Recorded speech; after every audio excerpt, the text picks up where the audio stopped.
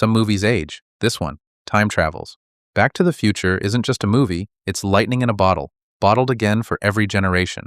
It came out in 1985, but here in 2025, it still plays like it just dropped last weekend. From its bold story, to its perfect casting, to that unforgettable Huey Lewis kick of a soundtrack, this thing moves. And the crazy part? It almost never got made. Over 40 rejections. Wrong actor. Wrong decade. Studio execs wanted it raunchier, edgier, dumber. Instead, what we got was clever, heartfelt, and weird in all the best ways. Stick around. I'm going back to Hill Valley. And trust me, you'll want to ride shotgun. Here's the setup.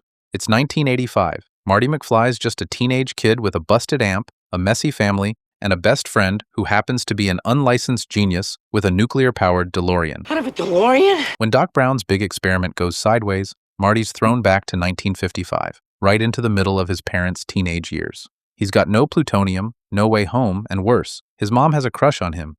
Now Marty's got 1 week to play matchmaker, dodge a meathead named Biff, and make it to the clock tower in time to catch a bolt of lightning, all without erasing himself from existence. It's sci-fi, it's comedy, it's teenage angst with time travel, and somehow, it all works like clockwork. Let's talk about how this movie pulls off the impossible.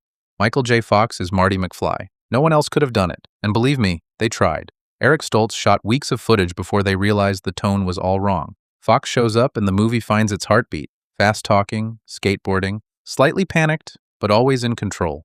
Christopher Lloyd, one of a kind. Doc Brown is both madman and mentor. You buy him instantly. His delivery is all sparks and static. Leah Thompson and Crispin Glover, they take what should be a creepy plotline and make it funny, human, and somehow sweet. And Thomas F. Wilson, Biff Tannen practically invented the cinematic bully. Now, the music. Huey Lewis and the News deliver one of the greatest opening punches in movie history. The Power of Love is the sound of the 80s. And look, as a guitar player, I gotta say this. Michael J. Fox didn't actually play Johnny B. Good, but he did practice with the musician who did. And it shows.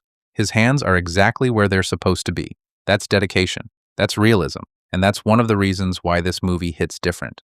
And that cherry red Gibson ES-345 is a beauty. That guitar alone deserves its own credit. What's genius about Back to the Future is that it never stops being fun.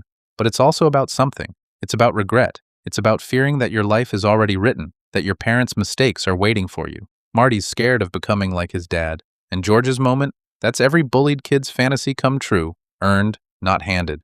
Even Doc, the big-haired madman, believes in him. No long speeches, just quiet trust. There's a lesson here, but the movie never spells it out. It just lets you feel it.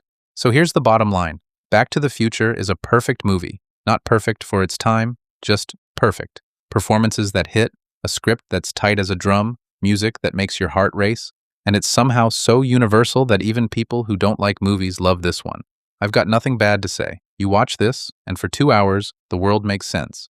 And if they ever try to remake this, riot! Back to the Future isn't nostalgia. It's a reminder that good storytelling never gets old.